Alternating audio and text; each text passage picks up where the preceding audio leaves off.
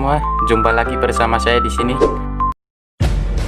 SpaceX adalah perusahaan transportasi luar angkasa yang berada di Amerika Serikat, yang didirikan oleh Elon Musk.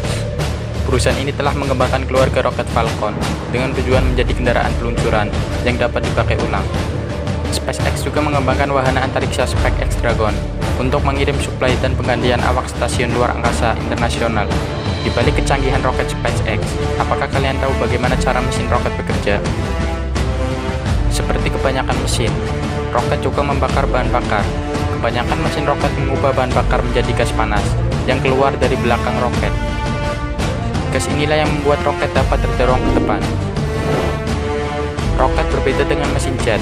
Mesin jet membutuhkan udara untuk bekerja, sementara roket tidak membutuhkan udara karena roket sudah membawa semua hal yang dibutuhkannya termasuk oksigen. Maka dari itu roket dapat bekerja di luar angkasa, di mana tidak ada udara di sana. Ada dua jenis utama mesin roket. Beberapa roket menggunakan bahan bakar cair. Mesin utama pada wahana pengorbit menggunakan bahan bakar cair, seperti wahana Soyuz milik Rusia, juga menggunakan bahan bakar cair. Roket lainnya juga ada yang menggunakan bahan bakar padat, seperti misil di pesawat tempur, kembang api, dan model roket juga menggunakan bahan bakar padat. Sebelum lanjut videonya, bagi yang belum subscribe, jangan lupa subscribe dan nyalain notifnya ya bro. Jika manusia berjalan dengan menapakkan kaki, burung terbang dengan mendorong udara menggunakan sayapnya, dan ikan berenang dengan mendorong air menggunakan sirip. Lalu bagaimana roket dapat terbang di ruang hampa udara? Roket dapat bergerak di luar angkasa dengan memanfaatkan fenomena alam yang dijelaskan oleh hukum aksi-reaksi dan hukum kekekalan momentum. Cara kerja roket adalah dengan melepaskan massa dengan kecepatan yang sangat tinggi.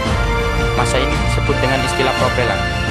Propelan bisa saja memiliki energi atau dengan kata lain juga merangkap sebagai bahan bakar.